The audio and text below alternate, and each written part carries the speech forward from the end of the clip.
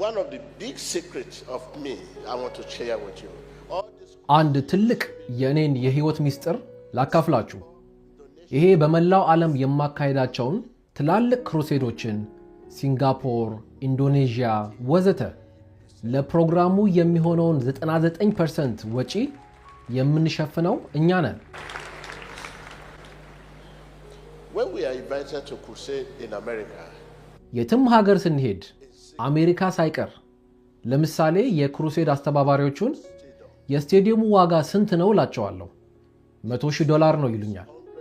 እኔም ይሄንን ይሰጡናል ወይንስ መክፈል አለብን ስላቸው አይ እኛ እንከራየዋለን ሲሉኝ እኔም መልሼ አይ አይሆንም በፍጹም እናንተ እንድትከራዩ አልፈልግም እላቸዋለሁ።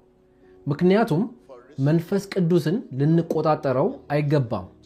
እግዚአብሔር እንድንጸልይላቸው የሚፈልገውን ብቻ ነው መጸለይ የምፈልገው እላቸዋለሁ። don't pay and start bring your brother for prayer, your sister for prayer, your cousin for prayer, your businessman for prayer. አለበለዚያ እኛ ነው የተከራየነው ብላችሁ ፊት ለፊት ወንበር ላይ እንዲጸለይለት ወንድማችሁን፣ እህታችሁን፣ ዘመዳችሁን እንድታመጡ አልፈልግም እላቸዋለሁ።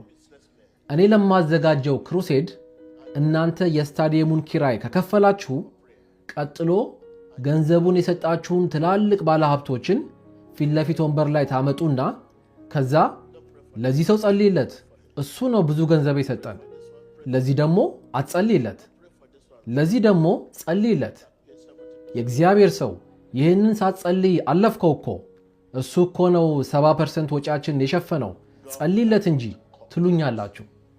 እግዚአብሔር ከእንደዚህ አይነት አሰራር ጋር አይተባበርም።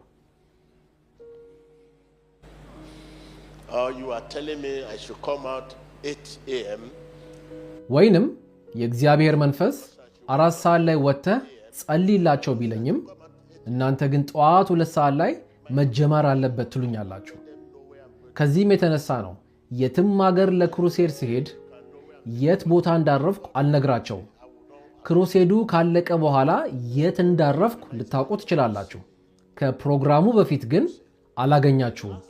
መንፈስ ቅዱስን በሰው አሰራር መተካት አልፈልግም። I will enter your country with money. ከዚህም የተነሳ ነው የትኛውንም ክሩሴድ ሳዘጋጅ ወደ ሀገራችሁ ስገባ ገንዘብ ይዤ ነው የምገባው። ከሀገራችሁ ስወጣ ግን ከዛ ሀገር ምንም ገንዘብ ይዤ አልወጣም። ይሄ የኔ ህግ ነው። ምክንያቱም የእግዚአብሔር ጸጋ ለሽያጭ አይቀርብም። My joy is to see people healed. My joy is to see people blessed. የእኔ ትልቁ ደስታ ሰዎችን ተፈውሰው ማየት ነው። የእኔ ደስታ ሰዎች በዚህ ጸጋ ሲባረኩ ማየት ነው። የኔ ደስታ ሰዎች ከአጋንንት እስራት ነፃ ሲወጡ ማየት ነው። ያ ነው የእኔ ገንዘብ። That is my money.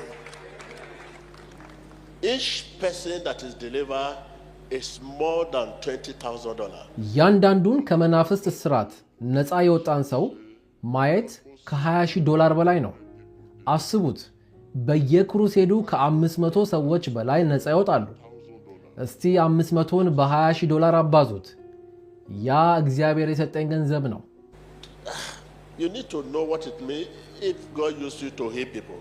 እግዚአብሔር ሰዎችን እንድትፈውሱና ነፃ እንድታወጡ እድሉን ሲሰጣችሁ ምን ማለት እንደሆነ መረዳት አለባችሁ። ምን ማለት እንደሆነ ሲገባችሁ ሁል ጊዜ በነፃ የተሰጣችሁን በነፃ ትሰጣላችሁ።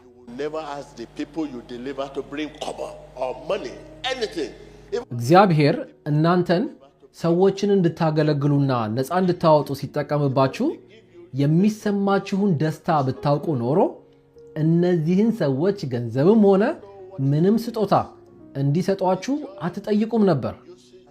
እንደውም በራሳቸው ተነሳሽነት ገንዘብ ሊሰጧችሁ ሲሉ እናንተ መልሳችሁ እባክህን ሕይወቴን አታበላሸው ብላችሁ ጥላችሁ ነው መሄድ ያለባችሁ። Brother, stand up. You're from where? Zambia. ወንድሜ ከየት ነው የመጣኸው? ዛምቢያ። እሺ፣ አንተን ከዛምቢያ እዚህ ድረስ ያመጣ ችግር ካንተ ላይ እንዲነሳ የሚያደርገው ጸጋ ምን እንደሆነ ብታውቅ ኖሮ ዋው ከትሪሊየን ዳላር በላይ ነው። የጸለያችሁለትን ሰው ጸለያችሁ ከጨረሳችሁ በኋላ አመሰግናለሁ እስኪላችሁ ራሱ አትጠብቁ። ቶሎ ካጠገቡ ሂዱ። ለዛ ነው ከጸለይኩላችሁ በኋላ ወዲያው ካጠገባችሁ የሚሄደው። ምክንያቱም የእናንተን ምስጋና አልፈልግም። እግዚአብሔር ከእናንተ ምስጋና በላይ የሚሰጠኝ ነገር ስላለ ከአንድ ሰው ላይ ህመሙን እንድታነሱለት እግዚአብሔር ከተጠቀመባችሁ ከሚሊዮነር በላይ ናችሁ ማለት ነው።